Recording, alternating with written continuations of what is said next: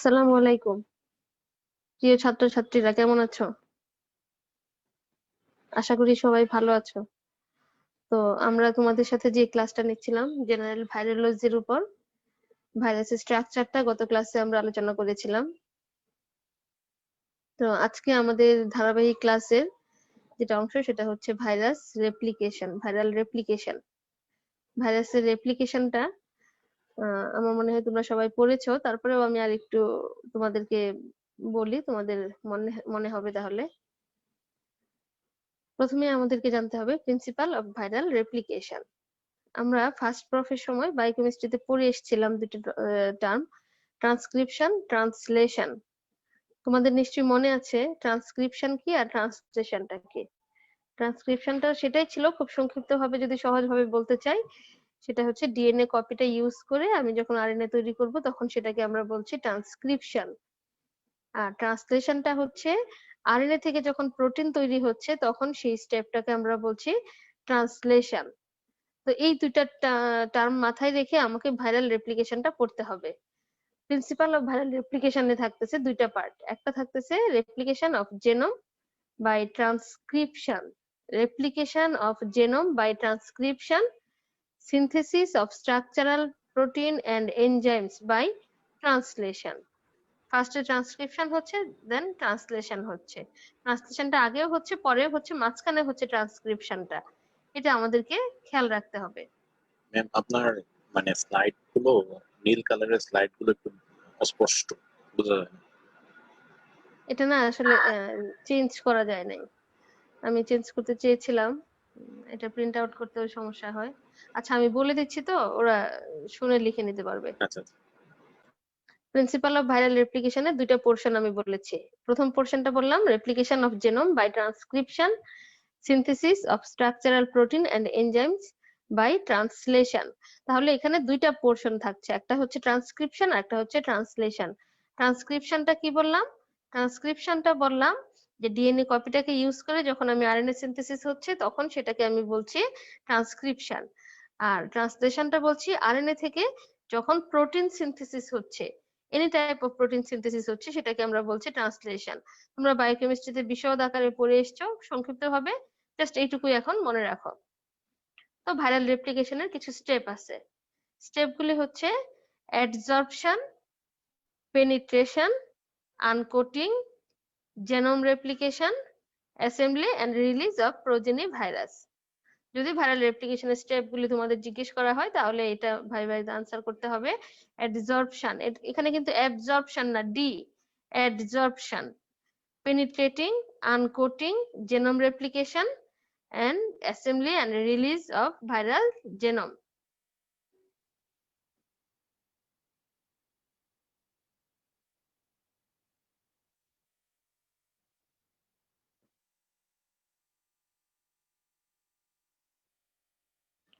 নেটওয়ার্কে ডিস্টার্ব করছে আজকে।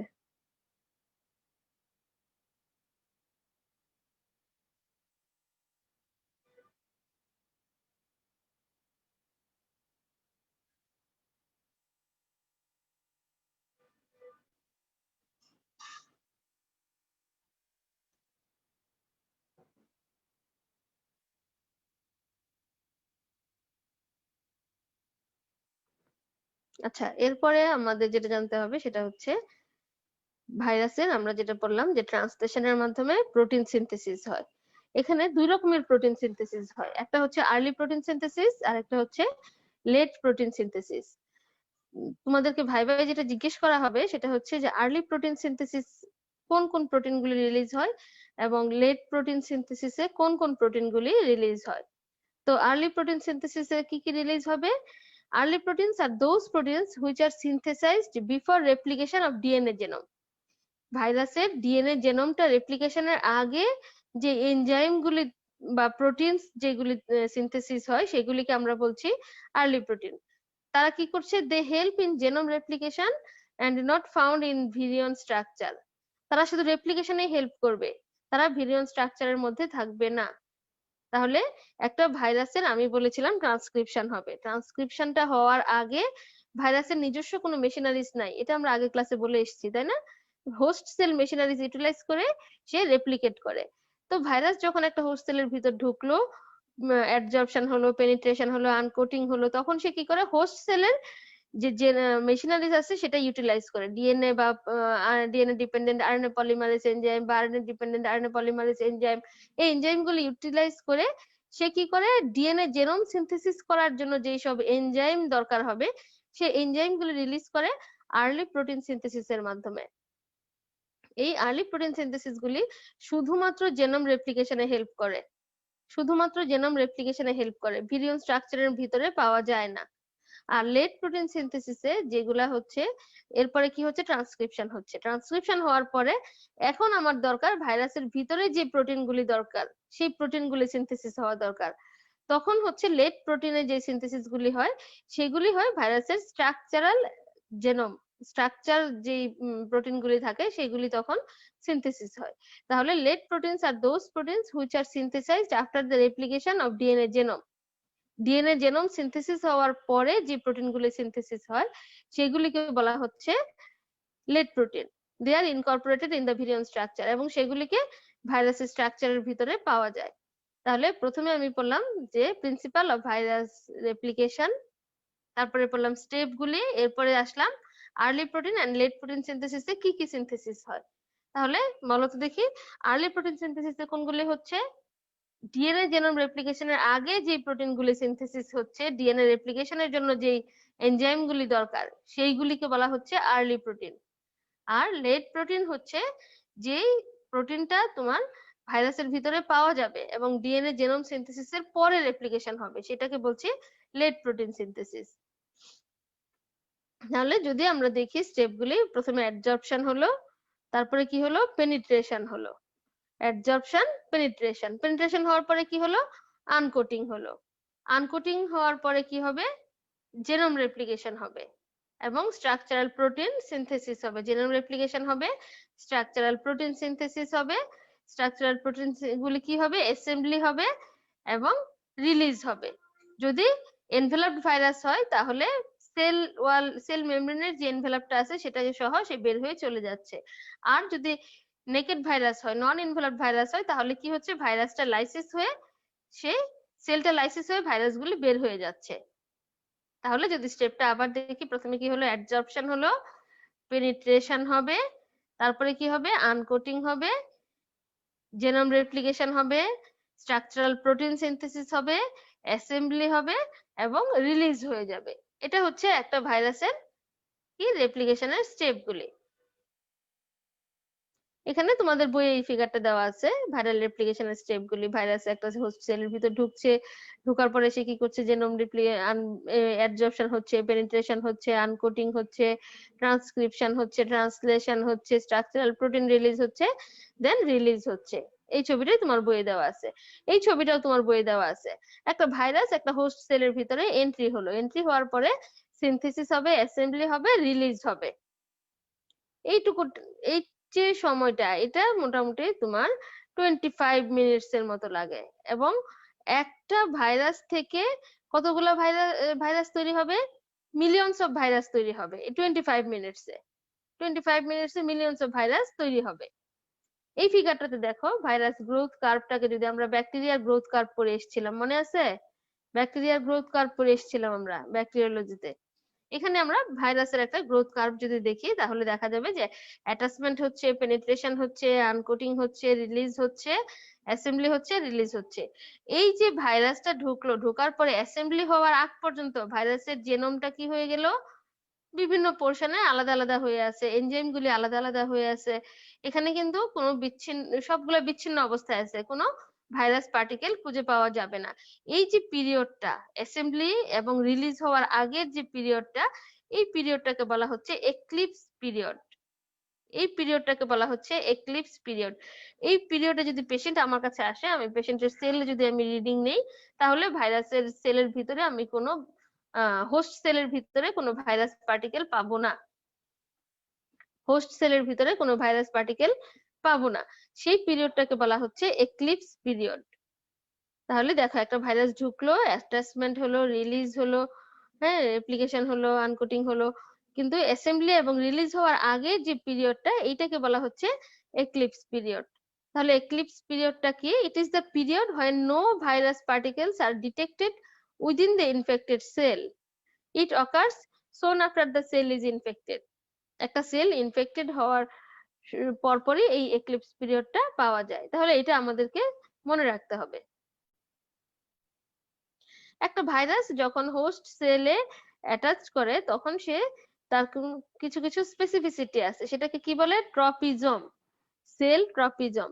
এক একটা ভাইরাস এক একটা সেলের প্রতি অ্যাফিনিটি বেশি। যেমন আমরা তোমাদেরকে কোয়েশ্চেন করে থাকি হেপাটোট্রপিক ভাইরাসের নাম বলো, হেপাটোট্রপিক ভাইরাসের নাম বলো, তখন আমরা কি বলি? Hepatitis A B C D. তার মানে কি ওই hepatitis A B C D এই ভাইরাসটা স্পেসিফিক শুধুমাত্র হেপাটিক সেলের জন্যই তার অ্যাফিনিটি বেশি, হেপাটিক সেলের জন্যই তার অ্যাফিনিটিটা বেশি, এই জন্য তাদেরকে হেপাটোট্রপিক বলা হয়।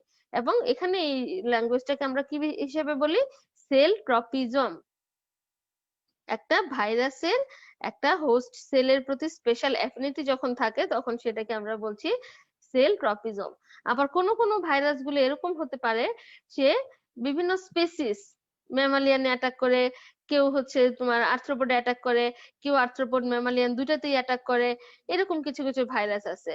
তাহলে এরকম ভাবে আমরা অ্যাটাচমেন্ট স্পেসিফিক যদি বলি তাহলে viruses have specifically shaped attachment proteins. Each virus infects only certain types of cells. Most are species specific. বেশিরভাগগুলি হচ্ছে স্পেসিস স্পেসিফিক, যেমন স্মল পক্স, পোলিও, মিজেলস, এগুলো শুধুমাত্র হিউম্যানে অ্যাটাক করে। এছাড়া ওয়েস্ট নাইল ভাইরাস আছে, সে আবার কি করে? মসকাইটো, বার্ডস, হিউম্যান, হর্স চারটাতেই অ্যাটাক করে। আবার কিছু কিছু ভাইরাস আছে সেল টাইপ স্পেসিফিক, যেমন পোলিও, এটা ইন্টেস্টাইনের ইপিথেলিয়াম এবং নার্ভ সেলে অ্যাটাক করে। আরো এক্সাম্পল দেওয়া যায় যে পোলিও ভাইরাসটা কি করে? শুধুমাত্র হিউম্যান এবং প্রাইমেটে অ্যাটাক করে। পোলিও ভাইরাসটা হিউম্যান এন্ড আদার প্রাইমেটস গুলিতে অ্যাটাক করে। অন্যদিকে র্যাবিস ভাইরাসটা কি করছে? অল ম্যামালিয়ান সেলে অ্যাটাক করে। র্যাবিস ভাইরাসটা অল ম্যামালিয়ান সেলে অ্যাটাক করে থাকে। আবার যদি আমরা সেল ট্রপিজমের অন্যদিকে আমরা এক্সাম্পল দেই তাহলে দেখা যাবে হার্পিস সিমপ্লেক্স ভাইরাস টাইপ 1 যেটা, সেটা হচ্ছে ফাইব্রোব্লাস্ট গ্রোথ ফ্যাক্টর রিসেপ্টরের প্রতি অ্যাফিনিটি থাকে। আবার র্যাবিসের অ্যাফিনিটি থাকে অ্যাসিটাইলকোলিন রিসেপ্টরের প্রতি। র্যাবিস ভাইরাসের অ্যাফিনিটি থাকে অ্যাসিটাইলকোলিন রিসেপ্টরের প্রতি। আবার এইচআইভি ভাইরাসের অ্যাফিনিটি থাকবে CD4 সেল প্রোটিনের প্রতি। তাহলে এরকম ভাবে কোন কোন ভাইরাসের রিসেপ্টরের প্রতি অ্যাফিনিটি বেশি থাকে, কোন কোন ভাইরাস স্পেসিস স্পেসিফিক থাকে, কোন কোন ভাইরাস সেল স্পেসিফিক থাকে, এগুলিকে আমরা বলছি সেল ট্রপিজম। তাহলে দেখো কিরকম বোঝা যাচ্ছে যে আমরা যদি একটা ভাইরাসকে অ্যাটাচমেন্ট স্পেসিফিক হিসেবে আমরা আলোচনা করি তাহলে দেখা যাবে যে কোন কোন ভাইরাস যে শুধু হিউম্যান অ্যাটাক করে, তার মধ্যে এক্সাম্পল কি বলবো? Small pox, polio, measles. আবার কোন কোন ভাইরাস মসকাইটো, বার্ডস, হিউম্যান, হর্স এগুলিতে অ্যাটাক করে, এগুলিকে বলা হচ্ছে ওয়েস্ট নাইল ভাইরাস এক্সাম্পল। আবার পোলিও ভাইরাসটা কি করছে? তোমার ইন্টেস্টাইন এবং নার্ভ সেলে অ্যাটাক করছে।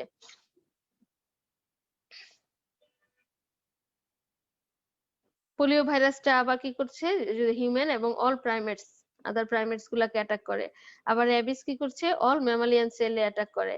আবার রিসেপ্টর স্পেসিফিক যদি আমরা বলি তাহলে হার্পিস সিমপ্লেক্স ভাইরাস টাইপ 1 টা ফাইব্রোব্লাস্ট গ্রোথ ফ্যাক্টর রিসেপ্টরের সাথে বাইন্ড করে, র্যাবিসটা অ্যাসিটাইলকোলিন রিসেপ্টরের সাথে বাইন্ড করে, এইচআইভি CD4 সেলের প্রোটিনের সাথে বাইন্ড করে। তাহলে এটা গেল আমার সেল ট্রপিজম। এরপরে খেয়াল করো আমরা ক্লাসিফিকেশনে দুই রকমের ভাইরাস পড়েছিলাম according to genome, presence of genome.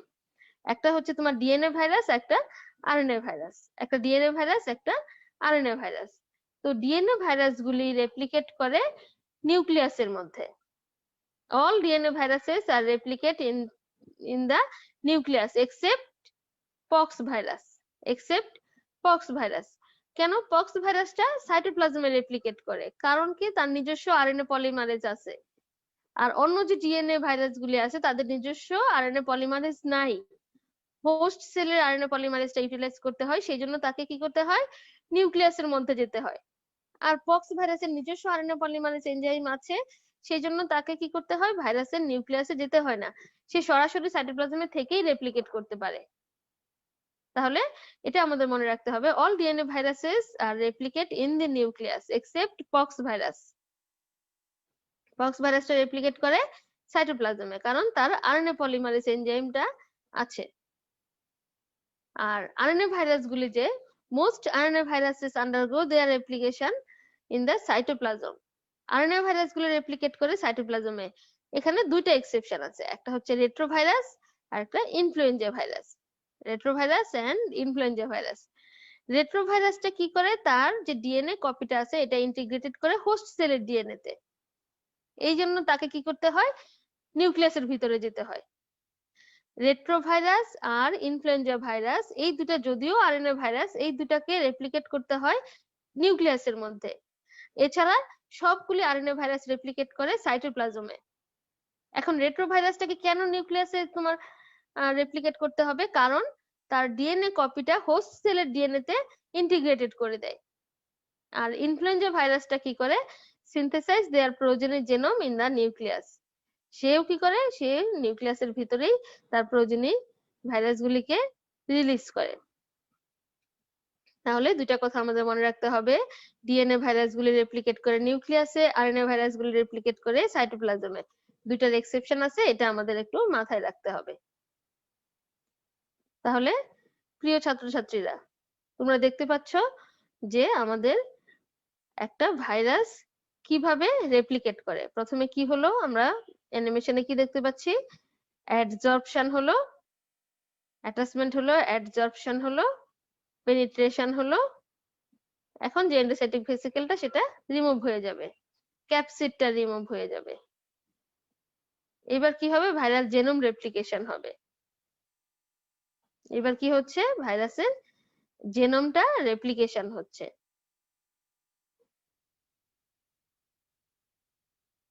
Genome রেপ্লিকেশনের পরে কি হবে, স্ট্রাকচারাল প্রোটিনগুলো সিনথেসিস হবে, সবকিছু আবার অ্যাসেম্বলি হবে এবং রিলিজ হয়ে যাবে। এখন কথা হচ্ছে, রিলিজ যখন হবে তখন এনভেলপড ভাইরাসগুলি বার্ডিং এর মাধ্যমে রিলিজ হবে, আর নেকেড ভাইরাসগুলি সেল ডিস্ট্রাকশনের মাধ্যমে বের হবে। যেটা নেকেড ভাইরাস সেটা সেল ডিস্ট্রাকশন হয়ে বের হয়ে চলে গেল। আর যে হচ্ছে তোমার এনভেলপড ভাইরাস, তার ক্ষেত্রে কি হলো, দেখো এটা একটা এনভেলপড ভাইরাসেরটা দেখানো হচ্ছে। এর আগের যে ফিগারটা দেখানো হলো সেটা ছিল তোমার নেকেড ভাইরাসের। পেনিট্রেশন হলো, আনকোটিং হলো, এবার কি হবে, এন্ডোসাইটিক ভেসিকেলটা রিমুভ হয়ে যাবে। রিমুভ হয়ে যাবে, তার প্রোটিন কোডটা ডিস্ট্রাকশন হয়ে যাবে, রিমুভাল অফ ক্যাপসিড হবে, হ্যাঁ, ভাইরাল জেনোম রেপ্লিকেশন হবে। জেনোম রেপ্লিকেশন হবে, এরপরে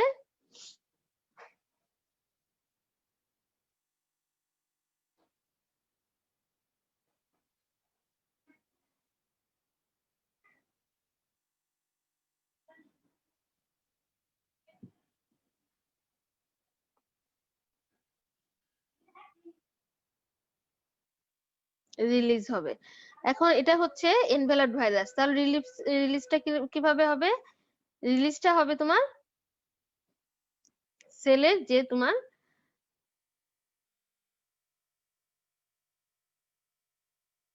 রিলিজটা হবে তোমার সেল মেমব্রেন। আমরা বলেছিলাম ভাইরাসের এনভেলপের স্ট্রাকচারে দুইটা কম্পোনেন্ট বলেছিলাম, মনে আছে, একটা বলেছিলাম লিপিড আর একটা প্রোটিন। লিপিড পোর্শনটুকু আসে হোস্ট সেল থেকে আর প্রোটিন পোর্শনটুকু আসে ভাইরাস থেকে। মনে করে দেখো, আমরা বলেছিলাম লিপিড পোর্শনটুকু আসে হোস্ট সেল থেকে আর প্রোটিন পোর্শনটুকু আসে ভাইরাস থেকে। তাহলে এই যে মানে এখন যে প্রেজেন্টেশনটা দেখানো হচ্ছে, এখানে কিন্তু এনভেলপড ভাইরাসের রেপ্লিকেশনটা দেখানো হচ্ছে। তাহলে এনভেলপড ভাইরাসটা কি হলো, দেখো ভাইরাল জেনোমটা এখন রেপ্লিকেশন হলো সেই একই স্টেপ অনুযায়ী হয়ে, এ কিন্তু প্যাকেজিং হবে, অ্যাসেম্বলি হবে এবং রিলিজটা সবাই খেয়াল করবা। ভাইরাস স্পেসিফিক যে প্রোটিন গুলি সেগুলি ভাইরাসের সাথে লাগলো না, না লেগে কোথায় চলে গেল, হোস্ট সেল মেমব্রেনে চলে গেল। এখন এই ভাইরাসগুলি প্যাকেজিং হয়ে বের হবে। লালগুলি হচ্ছে ভাইরাস স্পেসিফিক প্রোটিন আর হোস্টের সেল এনভেলপটা নিয়ে বের হলো। খেয়াল করেছো সবাই?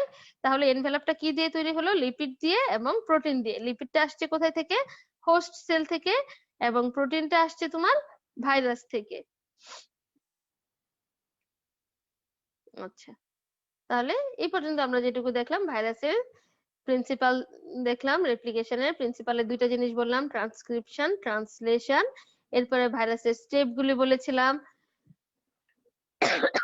Attachment, penetration, uncoating, assembly and release. তার মধ্যে কি ছিল? Early protein synthesis, late protein synthesis, step গুলি দেখিয়েছিলাম অ্যানিমেশনের মাধ্যমে। এরপরে আমরা দুটো গ্রাফ পড়েছি, একটা পড়েছি হচ্ছে এক্লিপস পিরিয়ড। এরপরে আমরা কি পড়লাম? এরপরে এনভেলাপড ভাইরাস কিভাবে রিলিজ হচ্ছে? বার্ডিং এর মাধ্যমে। আর নন এনভেলাপড ভাইরাস রিলিজ হচ্ছে কিভাবে? সেল লাইসিসের মাধ্যমে। এটুকু আমরা দেখলাম, ঠিক আছে? এটুকু আমরা মোটামুটি দেখলাম।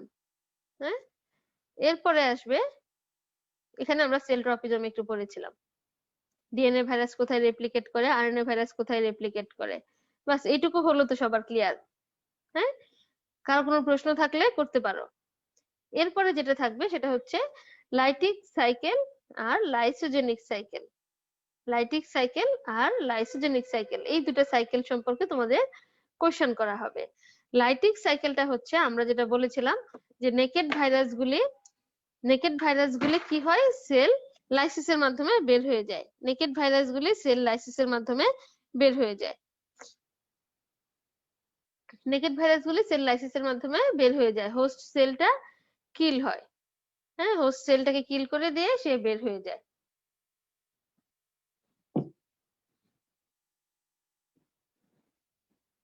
এটাকে আমরা বলছি লাইটিক সাইকেল। এছাড়া আরেকটা সাইকেল তোমরা পড়বে, সেটা হচ্ছে লাইসোজেনিক সাইকেল। এর আরেকটা নাম হচ্ছে টেম্পারেট ফাজ। টেম্পারেট ফাজ, লাইসোজেনিক সাইকেল। এখানে কি হয়? ভাইরাল যে ডিএনএ সেটা ইন্টিগ্রেটেড হয় হোস্ট সেল জেনোমে। ভাইরাসের ডিএনএটা হোস্ট সেল জেনোমে ইন্টিগ্রেটেড হয়, এটাকে আমরা বলছি প্রো ভাইরাস। হোস্ট সেল জেনোমে ইন্টিগ্রেটেড হয় তখন সেটাকে আমরা বলছি প্রো ভাইরাস। এই যে হোস্ট সেল জেনোমে ইন্টিগ্রেটেড হচ্ছে, তখন কিন্তু হোস্ট সেলটা যতবার রেপ্লিকেট হবে, তার জেনোমটা যতবার ডিভাইডেশন হবে, ততবার সেই ভাইরাল জেনোমটা সহই ডিভাইডেশন হবে। এবং হোস্ট সেলটা কিন্তু যতগুলো ডটার সেল তৈরি করবে, প্রত্যেকটা ডটার সেলে ভাইরাল জেনোমটা সে ক্যারি করে নিয়ে যাবে। এটা হচ্ছে লাইসোজেনিক সাইকেলের কথা। হ্যাঁ, লাইসোজেনিক সাইকেলে তাহলে দেখো কি হচ্ছে, এখানে একটা হোস্ট সেল, সাপোজ এটা একটা ইস্কেরিশিয়া কোলাই ব্যাকটেরিয়া। এখানে ছবিটা দেখতে পাচ্ছ সবাই, ছোট হয়ে গেছে যদিও, বোর্ড থাকলে একে দেখানো যেত। এটা একটা ইস্কেরিশিয়া কোলাই ব্যাকটেরিয়ার, এটাকে আমরা হোস্ট সেল ভাবছি। আর এটা একটা টিটুফাজ ভাইরাস। টিটুফাজ ভাইরাস, এই ভাইরাসটা কি করছে? এই ইস্কেরিশিয়া কোলাইয়ের উপর এসে অ্যাটাচমেন্ট হলো। এটাকে আমরা আরেক ভাষায় পড়ে থাকি ট্রান্সডাকশন, আরেকটা ল্যাঙ্গুয়েজ আমরা ইউজ করে থাকি ট্রান্সডাকশন। সে কি করছে? একটা প্রোটিয়েজ এনজাইমের মাধ্যমে হোস্ট সেলের যে মেমব্রেনটা আছে এটাকে ডিস্ট্রয় করে ফেলে। ডিস্ট্রয় করে তার টেইল পোর্শন দিয়ে তার জেনোমটাকে হোস্ট সেলের জেনোমে ইন্টিগ্রেটেড করে দেয়। এখন এই ভাইরাল জেনোমটা হোস্ট সেলের জেনোমের সাথে ইন্টিগ্রেটেড হয়ে থাকে। যতগুলা প্রোজেনি ভাইরাস তৈরি হবে, হোস্ট সেলের যতগুলা ডটার সেল তৈরি হবে, সবগুলো ডটার সেলেই এই ভাইরাসের জেনোমটা ট্রান্সমিট হবে। এভাবে চলতে থাকবে। চলতে থাকার পরে একটা পর্যায়ে যখন এই হোস্ট সেলটা তার ফেভারেবল কন্ডিশনে চলে আসবে। ফেভারেবল কন্ডিশন গুলি কি কি? স্ট্রেস, তারপরে হচ্ছে তোমার আল্ট্রাভায়োলেট রেডিয়েশন, কোনো গামা রে এক্সপোজার, এগুলোর এক্সপোজারে যখন আসে, তখন এই সেলটা কি করে, বা তার ফেভারেবল এনভায়রনমেন্টে যদি চলে আসে, তাহলে এই টিটুফাস ভাইরাসগুলি, প্রোজেনি ভাইরাসগুলি সেলটাকে লাইসিস করে দিয়ে সে বের হয়ে চলে আসে।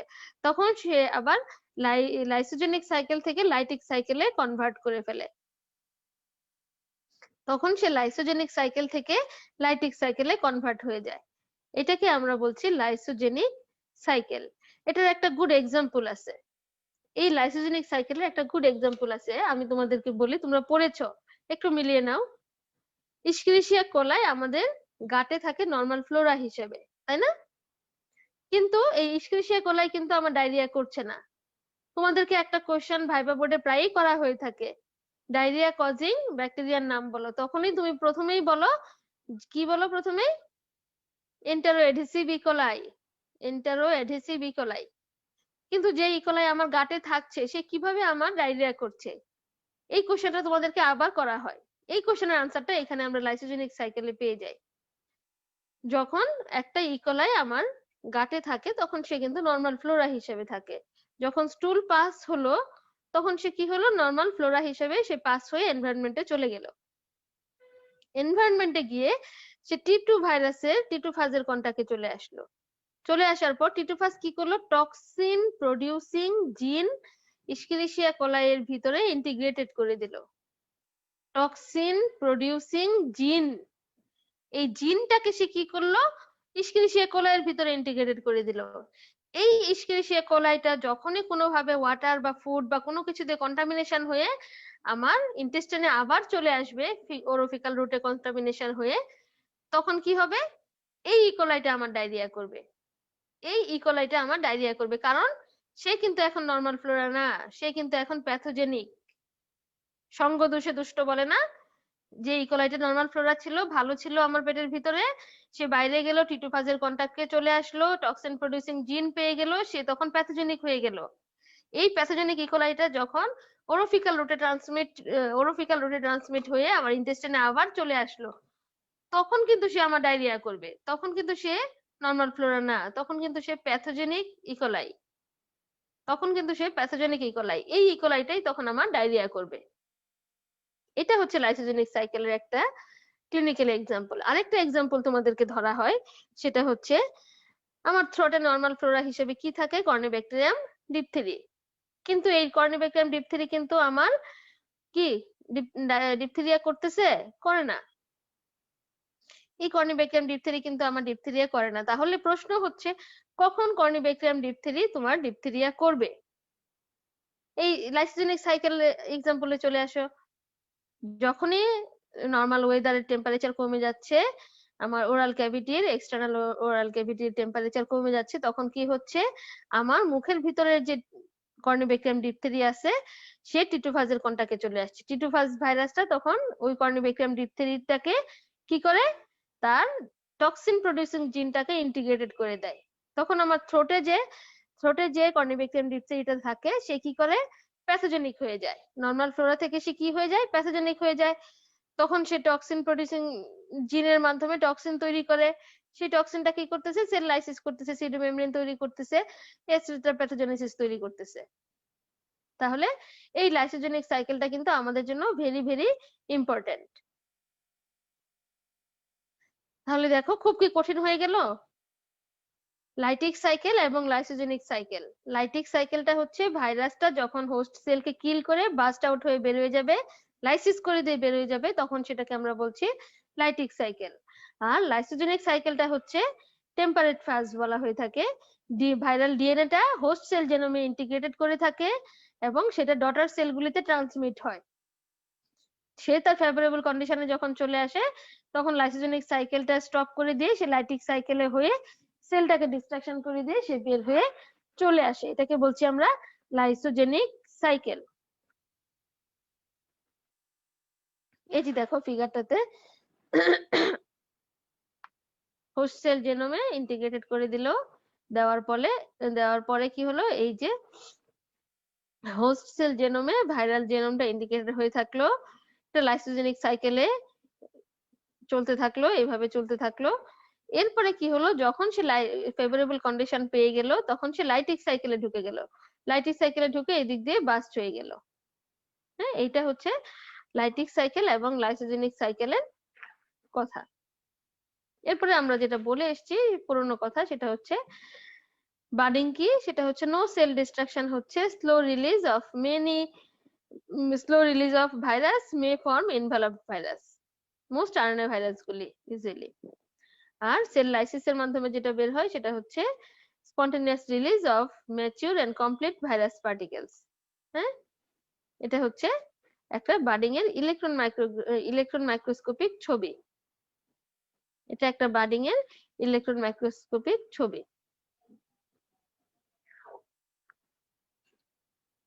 কি খুব কঠিন লাগছে সবার কাছে? কারো কোনো কোশ্চেন থাকলে কোশ্চেন করতে পারো।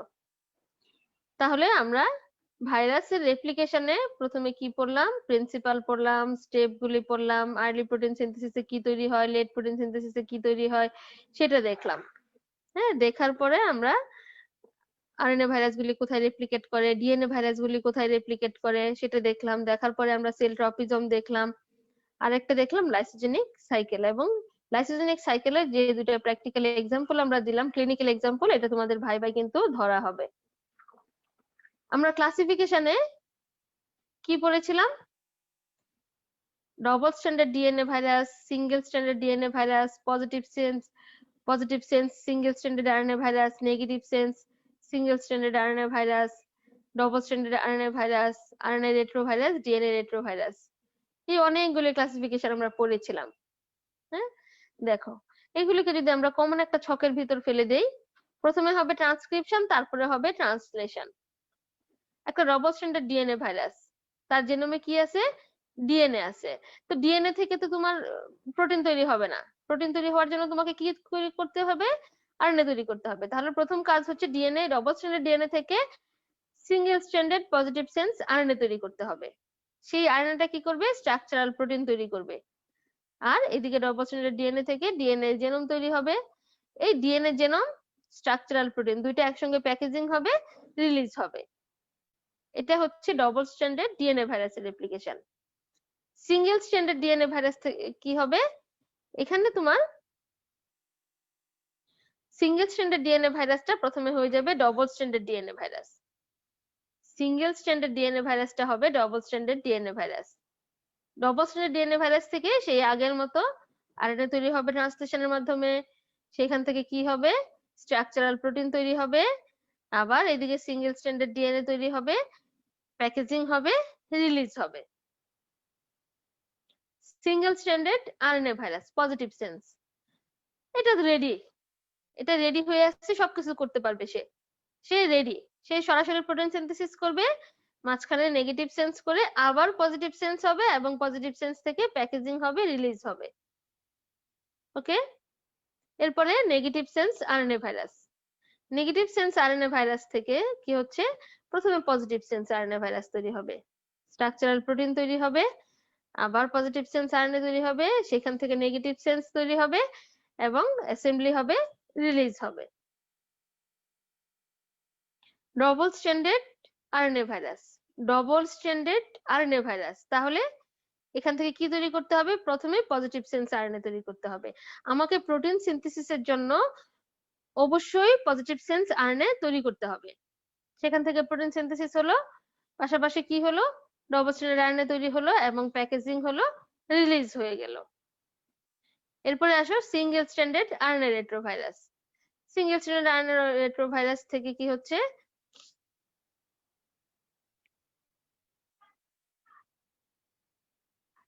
সিঙ্গেল স্ট্যান্ডার্ড আরএনএ রেট্রোভাইরাস, এখান থেকে সিঙ্গেল স্ট্যান্ডার্ড ডিএনএ হবে, সেখান থেকে ডবল স্ট্যান্ড ডিএনএ হবে, ডবল স্ট্যান্ড ডিএনএ থেকে আবার single stand positive sense RNA তৈরি হবে, প্রোটিন সিনথেসিস হবে, অ্যাসেম্বলি হবে, প্যাকেজিং হবে এবং রিলিজ হবে। ডবল স্ট্যান্ডার্ড ডিএনএ রেট্রোভাইরাস, এখানে কি হচ্ছে? প্রথমে পজিটিভ সেন্স আরএনএ তৈরি হবে, প্রোটিন সিনথেসিস হবে, সেখান থেকে আবার single strand DNA, then double strand DNA, then packaging and release. তাহলে আজকে তোমাদের মেইন টপিক ছিল ভাইরাস রেপ্লিকেশন। রেপ্লিকেশনে আমরা প্রিন্সিপাল পড়েছি, স্টেপ পড়েছি, early protein synthesis, late protein synthesis, স্টেপগুলি অ্যানিমেশনের মাধ্যমে দেখলাম। দেখার পরে দুই ভাবে রিলিজ হলো, budding, cell lysis, eclipse period দেখলাম, সেল ট্রপিজম দেখলাম, ডিএনএ ভাইরাস রেপ্লিকেশনের সাইট, আরএনএ ভাইরাস রেপ্লিকেশনের সাইট, অ্যানিমেশন দেখলাম, লাইসোজেনিক ফেজটা দেখলাম। ওকে, এর মধ্যে আর কারো কোনো কোশ্চেন আছে? এরপরে আমাদের জেনারেল ভাইরোলজির আরেকটা পার্ট শুরু হয়, pathogenesis of viral infection. Pathogenesis, এই প্যাথোজেনেসিসে আমরা কি কি পয়েন্ট ইনক্লুড করি? আমরা ব্যাকটেরিওলজিতে এটা পড়ে এসেছি। প্যাথোজেনেসিস, প্যাথোজেনেসিস বলার সময় আমাকে কোথায় থেকে স্টার্ট করতে হবে? ট্রান্সমিশন থেকে বলতে হবে, রুট অফ ট্রান্সমিশন থেকে বলতে হবে। তাহলে প্যাথোজেনেসিস এর পয়েন্ট গুলি যদি আমি খেয়াল করি, মেইন হেডলাইন গুলি যদি আমি খেয়াল করি, তাহলে যে কোনো ভাইরাসের প্যাথোজেনেসিসটা আমি বলে দিতে পারবো। কিরকম? প্রথম পয়েন্টটা হচ্ছে transmission and entry of the host. Transmission and entry of the host. Entry হওয়ার পরে কি হবে? Replication of virus and damage to the host cell. 3 নম্বরে হচ্ছে spread of the virus to other cells and organs. Spread of the virus to other cells and organs. Host immune response করবে, then persistence of virus in some instance. তখন হয় যদি ভাইরাসটা fight করে জিতে যায় তাহলে ভাইরাল ডিজিজ হবে, আর যদি ভাইরাসটা জিততে না পারে তাহলে রিলিভ হয়ে যাবে, পেশেন্ট ভালো হয়ে যাবে। আমাদের এই রুট অফ ট্রান্সমিশন গুলি অবশ্যই মনে রাখতে হবে। এটা তোমাদের লেঞ্জ রিভিউ যে বইটা আছে এই বইয়ে তোমাদের কিছু চার্ট দেওয়া আছে, এই চার্ট গুলি তোমরা একটু পড়ে নিবে। হ্যাঁ, ট্রান্সপ্লাসেন্টালে কে কে যাচ্ছে, cytomegalovirus, parvovirus, P19, rubella virus at the time of birth থেকে কে যাচ্ছে, hepatitis B, C, herpes simplex type 2, human papilloma virus, breast feeding এ যাচ্ছে, cytomegalovirus, human T cell lymphotropic virus. এখানে যদি আমরা জিজ্ঞেস করি যে পেরিনেটাল ইনফেকশনে কোন কোন ভাইরাস ট্রান্সমিট হয়, তাহলে কিন্তু পেরিনেটাল যখন আমি কোশ্চেনটা করব তখন কিন্তু transplacental, at the time of birth, breast feeding তিনটাই চলে আসবে পেরিনেটাল যদি বলি। আর যদি আলাদা আলাদা করে জিজ্ঞেস করি তাহলে তিনটা আলাদা করে বলতে হবে। জিআইটি তে কোন কোন ভাইরাস ট্রান্সমিট হয়, hepatitis A, rotavirus, poliovirus, হ্যাঁ, জেনিটাল ট্রাক্টে B, C, herpes simplex type 2, HIV, human papilloma virus, হ্যাঁ, ব্লাড ট্রান্সমিশনের মাধ্যমে কোনগুলা যাচ্ছে, এগুলি সব আমাদের মনে রাখতে হবে। রেসপিরেটরি ড্রপলেটস এর মাধ্যমে কোনগুলি যাচ্ছে সবগুলি আমাদের মনে রাখতে হবে। এরপরে আসো আমরা একটা নতুন টপিকে যাই, সেটা হচ্ছে effects of virus on host cell. একটা ভাইরাস যখন হোস্ট সেলে অ্যাটাক করলো তখন হোস্ট সেলে কি রকমের চেঞ্জ হয়? একটা হতে পারে changes within the infected cell, আর একটা হচ্ছে process that takes place within the infected host. সেলের মধ্যে কি কি চেঞ্জ হতে পারে আর একটা হোস্টের মধ্যে কি কি চেঞ্জ হতে পারে? দুই রকমের চেঞ্জ হবে, একটা সেলের ভিতরে হবে, একটা হোস্টের মধ্যে হবে। এই কোশ্চেনটা অনেক সময় প্রফে এসে থাকে যে right down the changes takes place within the infected cell. একটা ভাইরাস ইনফেক্টেড সেলের ভিতরে কি কি চেঞ্জ হতে পারে, এটা তোমাদেরকে ভাইবাতে জিজ্ঞেস এবং অনেক সময় প্রফে কোশ্চেনে এসে থাকে। কি কি? ডেথ হতে পারে, যদি লাইসিস হয় তাহলে ডেথ হবে অবশ্যই। Fusion of cells to form multinucleated cells, সেলগুলি ফিউশন হয়ে মাল্টিনিউক্লিয়েটেড সেল তৈরি হতে পারে। ম্যালিগন্যান্ট ট্রান্সফরমেশন হতে পারে, নো অ্যাপারেন্ট মরফোলজিক চেঞ্জেস, আবার কখনো কখনো কোনো মরফোলজিক চেঞ্জ নাও হতে পারে। তাহলে চারটা কথা আমরা বলবো। এক নম্বরে বলবো যে ডেথ হতে পারে, fusion of cells to form multinucleated cells হতে পারে, ম্যালিগন্যান্ট ট্রান্সফরমেশন হতে পারে, নো অ্যাপারেন্ট মরফোলজিক চেঞ্জ হতে পারে। এখানে কয়েকটা ডেফিনেশন তোমাদের জানতে হবে, সেটা হচ্ছে অনেক সময় সেলে যখন একটা হোস্ট সেলে যখন একটা ভাইরাস ইনফেক্ট করে তখন সেই সেলের ভিতরে কিছু ইনক্লুশন বডিজ তৈরি হয়। তোমরা ফিজিওলজিতে পড়ে এসছো ইনক্লুশন বডি কাকে বলে। ইনক্লুশন বডি কাকে বলে মনে আছে? সেলের ভিতরে এমন কিছু ইনার্ট সাবস্টেন্স থাকবে যেটা সেলের কোনো ক্ষতিও করবে না, কোনো উপকারও করবে না, চুপচাপ থাকবে, সেটাকে বলে ইনার্ট সাবস্টেন্স। সেরকম ভাবে কোনো ভাইরাস যদি কোনো হোস্ট সেলে অ্যাটাক করে তাহলে সেই সেলের ভিতরে কিছু ইনক্লুশন বডি তৈরি করে। সেই ইনক্লুশন বডি গুলি কি হয়, ভাইরাসে আমরা ল্যাব ডায়াগনোসিসে হেল্প করে। আমরা জানি যে ভাইরাসটা ইলেকট্রন মাইক্রোস্কোপে দেখা যায় না, কিন্তু এই ইনক্লুশন বডি গুলি আমরা ইলেকট্রন মাইক্রোস্কোপে দেখতে পাই, দেখে আমরা ডায়াগনোসিস করতে পারি। যেমন Negri bodies in rabies virus infections, owl's eye inclusions in cytomegalovirus infection. এই দুটো ভাইরাসের ইনফেকশনে কি হয়, ইনক্লুশন বডি দেখা যায় এবং সেটা আমরা লাইট মাইক্রোস্কোপে দেখে ডায়াগনোসিস করতে পারি। সাইটোপ্যাথিক ইফেক্ট, এটা কি বলছে? এটা হচ্ছে একটা visual or functional change in infected cell, it can be seen by light microscope. আমরা যখন একটা মাইক্রোস্কোপ হোস্ট সেলে যখন ভাইরাস অ্যাটাক করে সেই ভাইরাসের হোস্ট সেলে কিছু চেঞ্জ দেখতে পাই, সেই চেঞ্জ গুলিকে আমরা বলছি সাইটোপ্যাথিক ইফেক্ট, এবং সেই চেঞ্জ গুলি লাইট মাইক্রোস্কোপে দেখা যায়।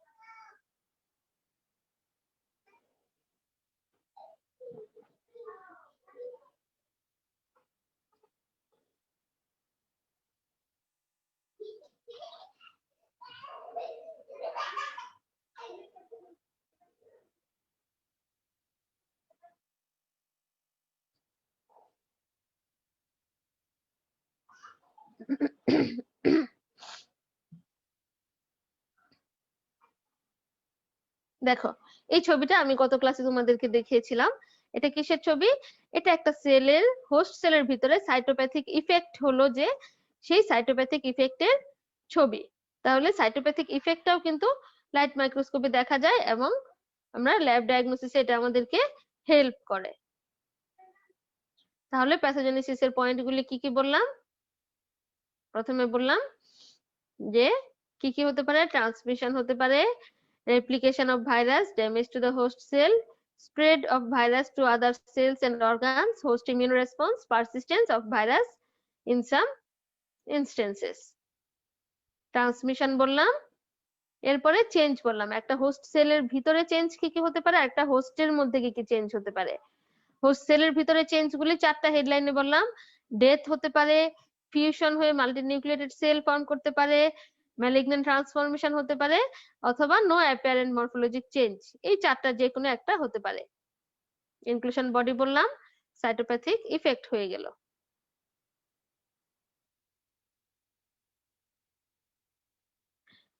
এখন হোস্টে কি কি চেঞ্জ হতে পারে? হোস্ট সেল ডেথ হতে পারে, সাইটোলাইটিক ইনফেকশন। আরেকটা হতে পারে কি, পারসিস্টেন্ট ইনফেকশন থাকতে পারে, পারসিস্টেন্ট ইনফেকশন হতে পারে। আরেকটা হতে পারে কি, ল্যাটেন্ট ইনফেকশন হতে পারে। আরেকটা হচ্ছে ইমমর্টালাইজেশন, যেটা হচ্ছে ইনহ্যান্সেস হোস্ট সেল গ্রোথ, হোস্টের কোনো ক্ষতি হলো না বা কিছুই হলো না। আরেকটা হচ্ছে অ্যাবর্টিভ ইনফেকশন হতে পারে, লিটল অর নো ইফেক্ট হতে পারে। একটা এটা হচ্ছে নন পারমিসিভ হোস্টের ক্ষেত্রে হয় ইউজুয়ালি, আর ডিফেক্টিভ ভাইরাসের ক্ষেত্রে হয়। Non permissive host, defective virus, আর একটা হচ্ছে death of host cell before replication, এই ক্ষেত্রে হতে পারে। পারসিস্টেন্ট ইনফেকশন, যেটা হচ্ছে কি, little or no change in cell, little change হতে পারে অথবা নো চেঞ্জ হতে পারে। কেন? এটা কয়েকটা কারণে হতে পারে। একটা হচ্ছে তোমার integration of virus DNA into host cell DNA. যদি ইন্টিগ্রেশন করে, ওই যে আমরা পড়ে এসেছি লাইসোজেনিক সাইকেল, মনে আছে? লাইসোজেনিক সাইকেল, সেই লাইসোজেনিক সাইকেলের মতো যদি হোস্ট সেলের ডিএনএ এর মধ্যে ইন্টিগ্রেট করে থাকে, তাহলে সেলের কোনো চেঞ্জ হবে না, পারসিস্টেন্ট একটা ইনফেকশন হয়ে থাকবে। ইমিউন টলারেন্স যদি হয় তাহলে হতে পারে। একটা হচ্ছে formation of virus antibody complex, যেমন আর্থ্রাইটিস উইথ পারভোবি-19 এর ক্ষেত্রে হয়।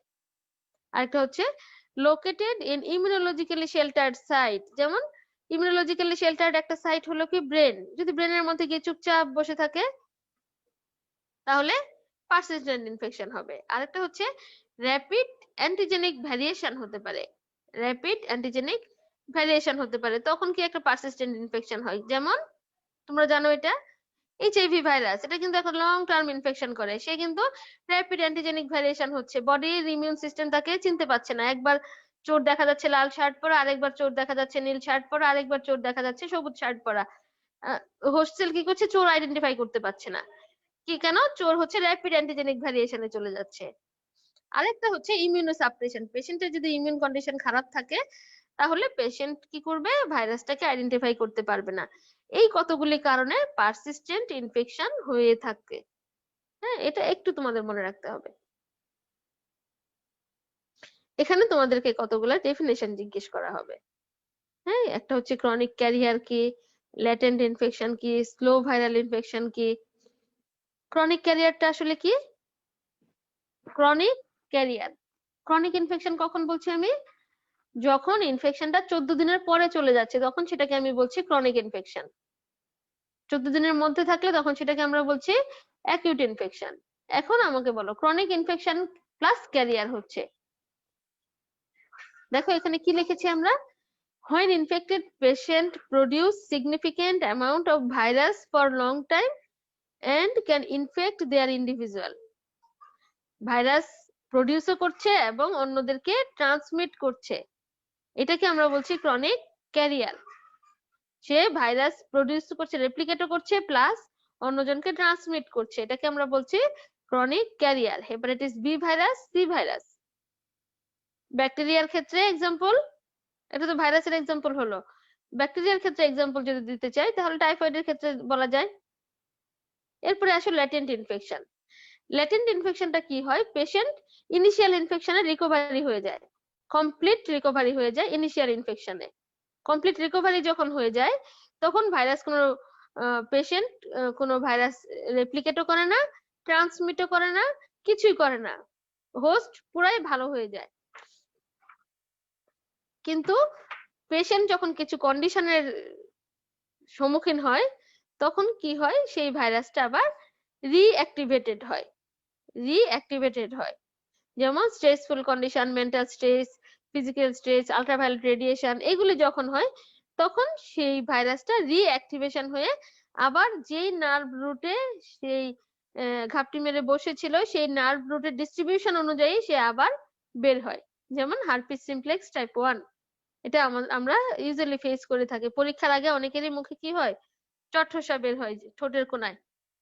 হ্যাঁ, মনে আছে? অনেকে ঠোঁটের কোনায় দেখবা পরীক্ষার আগের দিন রাতের বেলা সকালে উঠে দেখলো জট্টসা বের হয়ে আছে। এটা কি? এটা হচ্ছে হার্পিস সিমপ্লেক্স টাইপ 1 এর, এটা হচ্ছে একটা ল্যাটেন্ট ইনফেকশন। আরেকটা ডেফিনেশন হচ্ছে স্লো ভাইরাল ইনফেকশন। এটা কি? Refers to disease with a long incubation period often measured in years. এখানে ইনকিউবেশন পিরিয়ডটা এতই লম্বা যে এটা অনেক সময় বছরও পার হয়ে যায়। এটাকে বলছে স্লো ভাইরাল ইনফেকশন। এক্সাম্পল কি? এক্সাম্পল হচ্ছে measles virus, HIV virus. Measles এর একটা কমপ্লিকেশন তোমরা পড়েছিলে, post subacute sclerosing panencephalitis, post measles encephalitis. হ্যাঁ, এটা বলা হয়ে থাকে স্লো ভাইরাল ইনফেকশন। আবার এইচআইভিটাও যখন ইনফেকশন হয় তখন অনেক লম্বা সময় ধরে সেই ইনকিউবেশন পিরিয়ডে থাকতে পারে। তাহলে পারসিস্টেন্ট ভাইরাল ইনফেকশন, এটার মধ্যে আমরা 3টা ডেফিনেশন পেলাম। প্রথমে দেখলাম পারসিস্টেন্ট ইনফেকশনটা কেন হয়, এরপরে দেখছি পারসিস্টেন্ট ভাইরাল ইনফেকশনটা কি কি ভাবে থাকতে পারে। ক্রনিক ক্যারিয়ার হিসেবে থাকতে পারে, ল্যাটেন্ট ইনফেকশন হিসেবে থাকতে পারে, স্লো ভাইরাল ইনফেকশন হিসেবে থাকতে পারে।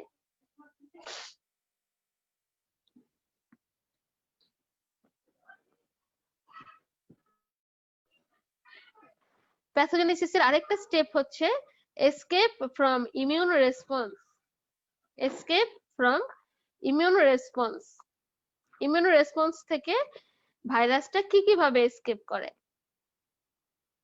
একটা হচ্ছে direct cell to cell spread করে, একটা সেল থেকে আরেকটা সেলের ভিতরে দিয়ে সে পাস করে, সে সেলের বাইরে আসেই না, আমার ইমিউন সিস্টেম তাকে চিনতেই পাচ্ছে না, সে সেলের ভিতর দিয়ে পাস করছে। আরেকটা হতে পারে চেঞ্জিং অ্যান্টিজেনিসিটি, সে তার অ্যান্টিজেনিসিটিটা চেঞ্জ করে বারবার, যেমন এইচআইভি। আরেকটা কি করে, ইনঅ্যাক্টিভেট ইমিউন রেসপন্স, সেই ইমিউন সেল সিস্টেমটাকে ইনঅ্যাক্টিভেট করে দেয়, যেমন এইচআইভি কি করে CD4 সেলকে ইনঅ্যাক্টিভ করে দিচ্ছে। আর আমাকে ন্যাচারালি প্রোটেকশন দিচ্ছিল যে ইন্টারফেরন, সেই ইন্টারফেরনের অ্যাক্টিভিটিটাকে সে ইন্টারফেয়ার করে, ঠিকমতো কাজ করতে দেয় না। আমার নন স্পেসিফিক ইমিউন সিস্টেমের একটা পার্ট ছিল কমপ্লিমেন্ট, সেই কমপ্লিমেন্ট সিস্টেমটাকে সে ইনঅ্যাক্টিভ করে দিচ্ছে। আরেকটা কি করতে পারে, ব্লক ইমিউন রেসপন্স, ইমিউন রেসপন্সটাকে সে ব্লক করে দেয়, যেমন কম্পিটিং অ্যান্টিজেন তৈরি করে, যেমন হেপাটাইটিস বি সারফেস অ্যান্টিজেনের ক্ষেত্রে সে কম্পিটিং অ্যান্টিজেন তৈরি করে থাকে। তাহলে যদি আমাকে ভাইবা বোর্ডে জিজ্ঞেস করা হয় যে এসকেপ ফ্রম ইমিউন রেসপন্স, একটা ভাইরাস কি কি ভাবে ইমিউন রেসপন্সটাকে এসকেপ করতে পারে, কি কি বলবো আমরা? Escape recognition of virus, inactivate immune response, একটা হচ্ছে ব্লক ইমিউন রেসপন্স। হ্যাঁ, একটা হচ্ছে block immune response. Escape recognition of virus, escape recognition of virus, এখানে direct cell to cell spread হচ্ছে, চেঞ্জিং অ্যান্টিজেনিসিটি হচ্ছে, ইনঅ্যাক্টিভেট ইমিউন রেসপন্স, এখানে কি কি হচ্ছে, killing cells of immune system, interfere with interferon activity, inactivate complement. আর একটা হচ্ছে block immune response, block immune response, এখানে কি হচ্ছে, producing competing antigen with hepatitis B surface antigen.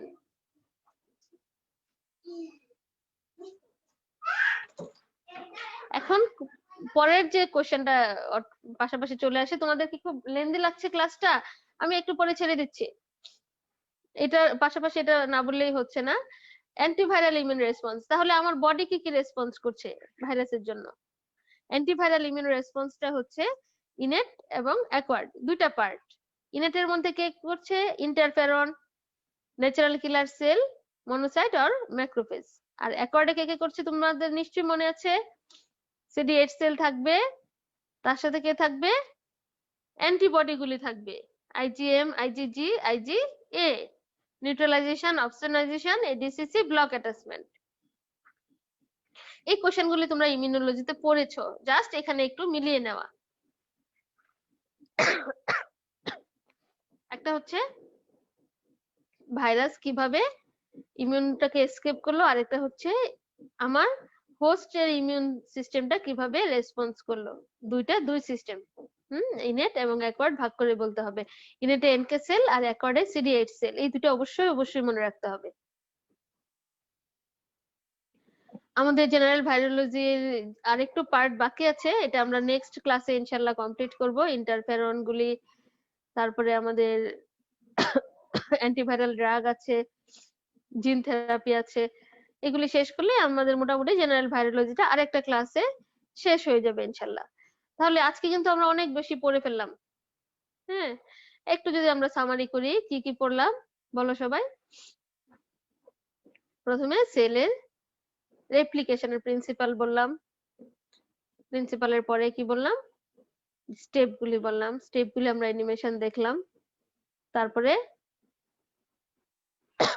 Early protein সিনথেসিসের ইম্পর্টেন্ট, লেট প্রোটিন সিনথেসিসের ইম্পর্টেন্ট পড়লাম।